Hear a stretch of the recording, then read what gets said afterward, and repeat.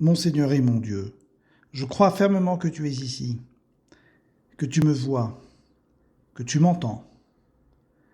Je t'adore avec profonde révérence. Je te demande le pardon de mes péchés et la grâce de faire avec profit ce moment de prière. Ma Mère Immaculée, Saint Joseph, mon Père et Seigneur, mon ange gardien, intercédez pour moi. Dans la lecture de la messe d'aujourd'hui, nous avons un passage du livre du Deutéronome. C'est l'un des livres de la Bible qui décrit ces années que le peuple hébreu a passées dans le désert. Et aujourd'hui, Moïse prend la parole. Il instruit le peuple d'Israël en lui annonçant de manière solennelle un message. Et le voici.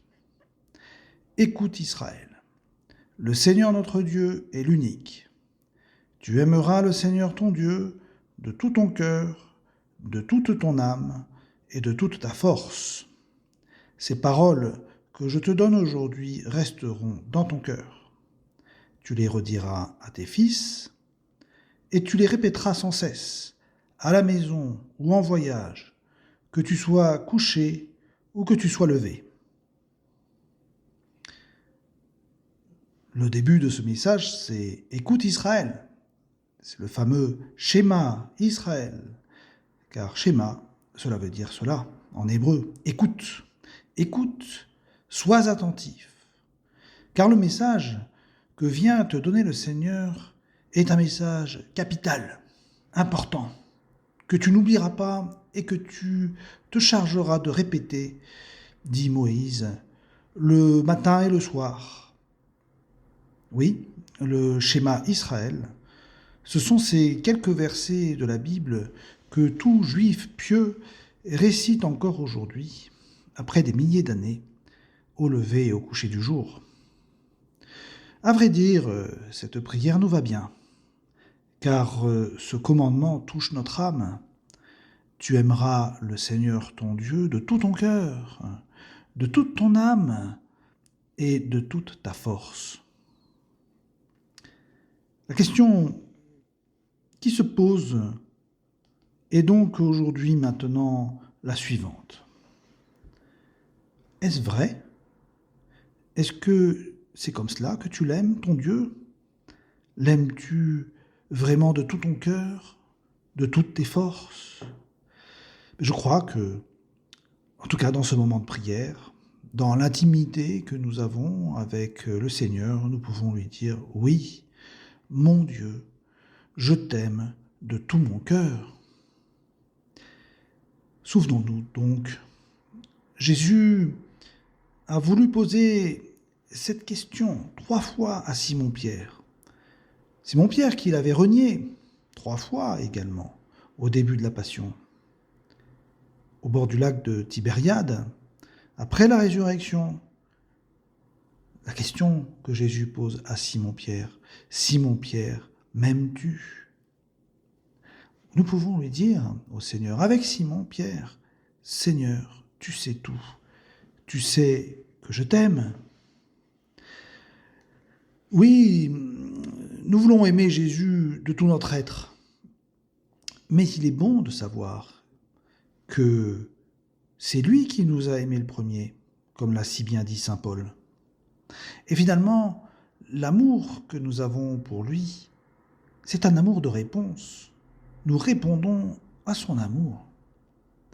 Simplement, il faut nous souvenir par exemple du jeune homme riche. L'Évangile nous dit « Jésus posa son regard sur lui et il l'aima ». Mais ce jeune homme n'a pas voulu tout quitter pour suivre le Seigneur et il fut envahi de tristesse. Il s'éloigna. Non, nous, Seigneur, nous voulons t'aimer de tout notre être. Saint José Maria, pour provoquer notre amour, déclare dans Chemin, « Sois audacieux, dis-lui que tu es plus éperdument amoureux de lui que Marie-Madeleine, plus que Thérèse et la petite Thérèse, plus fou qu'Augustin, Dominique et François, plus qu'Ignace et François-Xavier. Comment résister?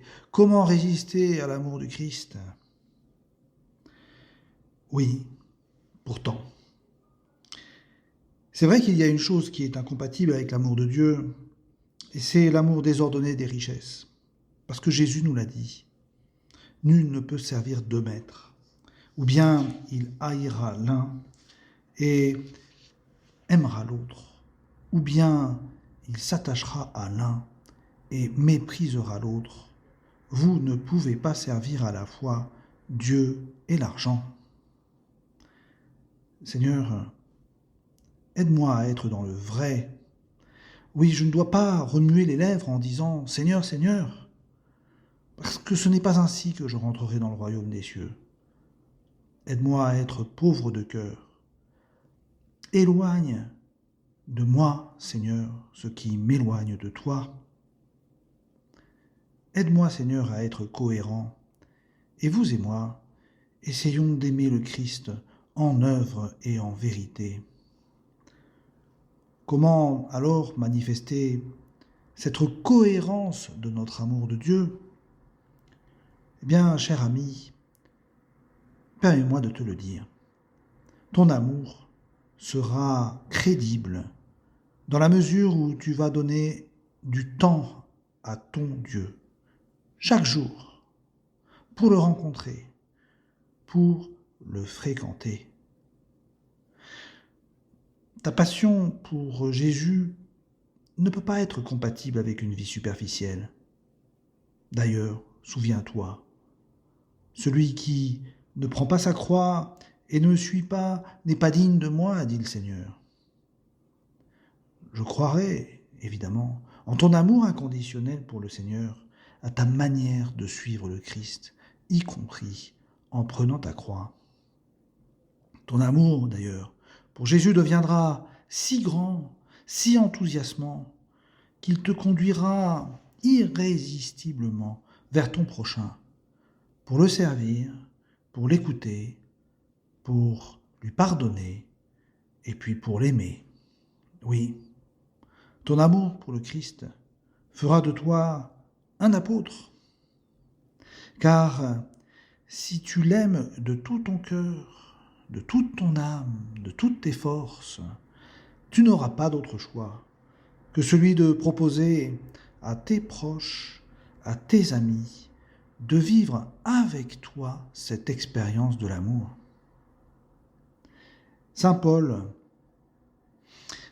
l'a communiqué, cette expérience d'un amour fou pour le Seigneur. Et je me permets de citer ces quelques versets de l'épître aux Éphésiens dans lesquels Saint Paul nous encourage à nous enraciner définitivement dans cet amour pour le Seigneur. Que le Christ, dit Saint Paul, habite en vos cœurs par la foi, et que vous soyez enracinés, fondés dans l'amour. Ainsi vous recevrez la force de comprendre avec tous les saints ce qu'est la largeur, la longueur, la hauteur et la profondeur. Vous connaîtrez l'amour du Christ qui surpasse toute connaissance et vous entrerez par votre plénitude dans toute la plénitude de Dieu. Imagine la Vierge Marie en train de réciter, elle aussi, avec tout le peuple juif, ce schéma Israël. Écoute, Israël, le Seigneur Dieu, notre Dieu est l'unique. Tu aimeras le Seigneur ton Dieu de tout ton cœur, de toute ton âme et de toute ta force.